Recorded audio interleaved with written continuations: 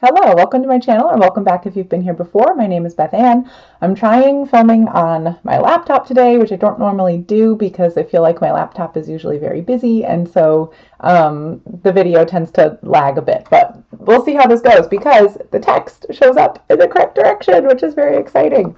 Anyway, I wanted to talk about the boot camp readathon that I'm going to try to participate in January 1st through January 15th. So this is my quick TBR video. If you want to know more about the readathon, I will post links down below to the main creator of this readathon, Courtney, over at Tangible Reads, but she has a whole bunch of other co-hosts. There's a Discord to keep people on track and lots of exciting things coming. But the boot camp readathon is partly a readathon based around books, but then it also brings in one of my other favorite things, which is just being active and trying to be mindful about my health. So the boot camp readathon encourages everyone to start the new year by setting some goals for exercise, for hydration, for whatever it is, and to meet those as you do the readathon. So go check out the original announcement videos for the full breakdown of everything that's going on. But I'm just going to talk about the 5 prompts for the book part of the readathon. So the first book prompt is a book that's self-discovery, psychological fiction, or nonfiction. And I'm using this readathon as a great excuse to go through some books I've owned for a while but haven't read, and also to knock out some of the shorter books on my shelf, which I tend to gravitate in general towards longer books, and so the shorter books on my shelf get neglected. But with a short readathon, I'm going to try to knock out a few of them. So for the self-discovery, psychological fiction, nonfiction category, I have William Styron's Darkness Visible. So a short memoir, and the subtitle is A Memoir of Madness. So it's of a very depressive time in his life in 1985. So William Styron, of course, an incredibly famous novelist who passed away about 20 years ago. This is a memoir of a time when he was dealing with suicidal depression and crippling depression. So it's going to be a tough read, but an important read, and one that's been on my shelf for a while. The second category is indie military representation, because this is boot camp, and blue or green on the cover. So I did go with just blue or green on the cover because I have this very short collection of Irish poetry that I've been wanting to get to for a long time. I bought this in an independent bookstore in Ireland in November 2021 when I was there with my best friend, and it was a lovely trip, and I haven't yet read this book. It's poetry by Catriona O'Reilly, a female Irish poet, and very heavily nature-based, which is totally my thing. So I'm really looking forward to finally sitting down and actually reading this. Very exciting. All right, the third prompt is horror, fantasy, or sci-fi. That's very easy for me to do, but I went down to look at my sci-fi shelves, sci-fi fantasy shelves, and pick something I've been meaning to get to for a while. So this is The Navigator's Touch by Julia Ember. I don't really know anything about it. I picked it up totally on a whim at an independent bookstore in Maryland when I was visiting my family.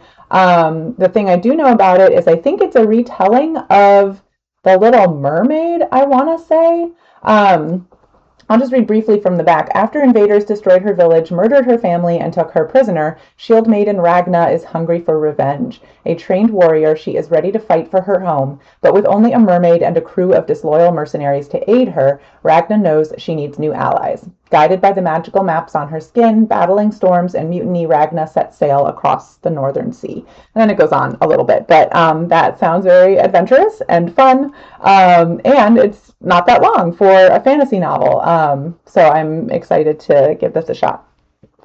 The fourth prompt is a host favorite. So there's a number of different hosts for this readathon, and each of them picked a favorite book to recommend. All of the recommendations, I think, had to be under a certain length and had to be standalone books, not something in a series. So there's a whole lot of great recommendations. Some of the recommendations that stood out to me were White Teeth by Zadie Smith, Pride and Prejudice, Uprooted by Naomi Novik, You Made a Fool of Death with Your Beauty by Akweke Emezi, and Death of an Author by Nnedi Okorafor. So there's a bunch of other options. Those were the ones that I was sort of picking from, and I decided to go with White Teeth by Zadie Smith because it's a book that I own.